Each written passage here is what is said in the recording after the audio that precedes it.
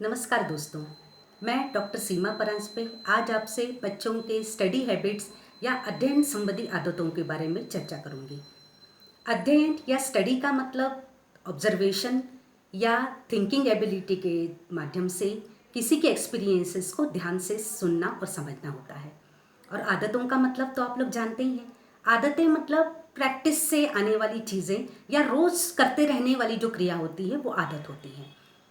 बहुत से लोगों को हमने देखा है कि बड़ी एज में भी बहुत लंबी पढ़ाई करते हैं। जो छोटी उम्र के लोग जो है वे टीनेजर्स जो है वो करने में कतराते हैं, या 20-30 साल जॉब को हो गए और वह पर्सन इतनी अधिक मेहनत करता है एक दिन में कि नया आया हुआ एम्प्लॉय भी एक दिन में वो काम करने में तुरंत थक जाता है। और हम ये कहते हैं कि यार ये हमसे तो नहीं होता, पता नहीं तुमसे ये कैसे हो जाता है, यार ये तो हम कर ही नहीं सकते, वो हम कर ही नहीं सकते। बात ये नहीं है, बात हैबिट्स की है। यदि किसी काम को करने की या पॉजिटिव काम को करने की आदत डाल दी जाए तो ये हमको बहुत लंबा अचीवमेंट दिलाती है। रिसर्चेस में देखा है कि बहुत जो बड़े इंटेलिजेंट पर्सन होते हैं वो भी उतनी सक्सेस नहीं हासिल कर पाते जितनी एक एवरेज स्टूडेंट कर लेता है, क्योंकि वो उसको अभ्यास में ला चुका है या रोज की हैबिट में ला चुका है। रोज अगर उसकी प्रैक्टिस की जाए तो एक एवरेज पर्सन भी बहुत अच्छे मार्क्स अचीव कर सकता है। हमने इस बात पे बहुत लंबा रिसर्च किया है और ये पाया है कि बहुत कैपेबिलिटी होना भी उतना आवश्यक नहीं है जितना कि हैबिट्स को डेवलप करना। अब हम देखेंगे कि बच्चों में कैसे इस प्रकार स्टडी हैबिट्स को डेवलप किया जा सकता है। जब बच्चे छोटे रहते हैं तभी ये प्रोसेस स्टार्ट कर देनी चाहिए। जब बच्चा 2-2.5 साल का है तो हम उसको पिक्चर्स वाली मैगजीन्स दे दें, उसको कॉमिक्स दे दें, बच्चा उसको देखे समझे, उन कलर्स को जाने, उसके साथ हम थोड़ा टाइम बिताएं।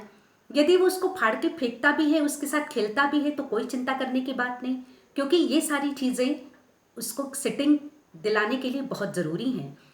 बच्चा उसको समझेगा और जैसे धीरे धीरे उसकी एज बढ़ती जाती है उसके स्टैंडर्ड की मैगजीन्स, उसके स्टैंडर्ड की नॉवेल हम उसको रोज दें पढ़ने के लिए और उसको कहें कि वो 3-3 4-4 पेज जो है वो रोज उसको पढ़े और धीरे धीरे उसकी आदत डाले।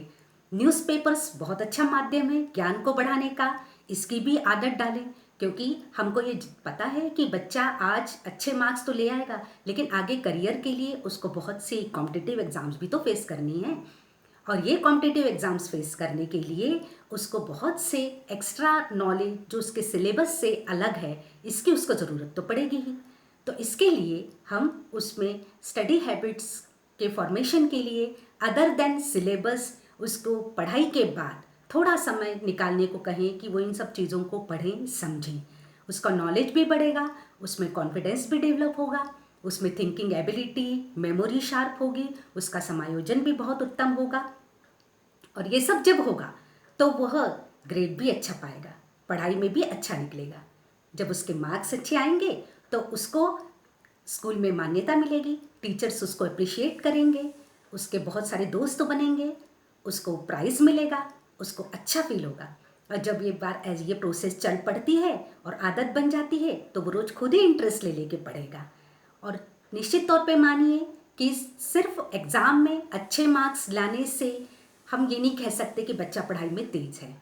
इसके लिए हमको उसको रोज़ की सिटिंग की आदत डालना बहुत ज़रूरी है।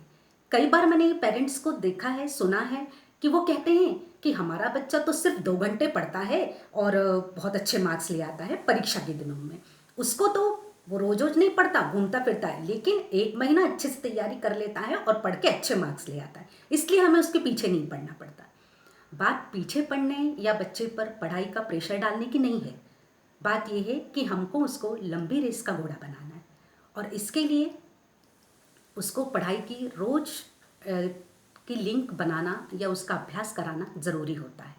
पेरेंट्स को ध्यान रखना चाहिए कि बच्चे की जो स्टडी की लिंक है रोज की वो ना टूटे। वो अपना होमवर्क भी डेली करे, उसके अलावा और भी चीज़ों को पढ़े समझे, स्कूल बुक्स को, और थोड़ा सा समय अदर नॉलेज के लिए भी निकालें, अदर मैगजीन्स, नॉवेल या न्यूज़पेपर पढ़ने के लिए। इससे आगे वो बहुत फ़ायदे में रहेगा, उसको बहुत अच्छे कंपटीशन में उसको अच्छे मार्क्स मिल सकते हैं। इसीलिए ध्यान रहे कि सर्कमस्टेंसेस कभी कभी विपरीत भी हो सकते हैं घरों में। मैंने ये देखा है कि फैमिली एटमॉस्फेयर अच्छा होना पढ़ाई के लिए तो बहुत ज़रूरी है, लेकिन कई बार ऐसा भी हुआ है कि फैमिली एटमॉस्फेयर बहुत विपरीत है, अच्छा नहीं है। इसी को देखते हुए बच्चे ने अपने आप को पढ़ाई में झोंक दिया और पढ़ाई में ही सक्सेसफुल होने के लिए उसको लाइफ का एम बना लिया। इसीलिए ये खुद के ऊपर होता है, बच्चे के ऊपर, कि वो चीज़ों को, विपरीत चीज़ों को कैसे ग्रहण करता है और उसको कैसे अपने सक्सेस के लिए यूज़ करता है। तो दोस्तों, ध्यान रहे कि पढ़ाई रोज़ करनी चाहिए। इसके अलावा दूसरी भी मैगजीन्स या दूसरे भी नॉलेज की बुक्स पढ़नी चाहिए। हमारा अगर नॉलेज बढ़ता है तो हम दोस्तों में अलग नज़र आते हैं और हम उसमें, हमारा बात करने का तरीका बदल जाता है, हमारा आत्मविश्वास बढ़ जाता है। इसीलिए ध्यान रहे, पढ़ाई को रोज़ की आदत बनाएं और हम सक्सेस को हासिल करने में अपना पहला कदम बढ़ाएं।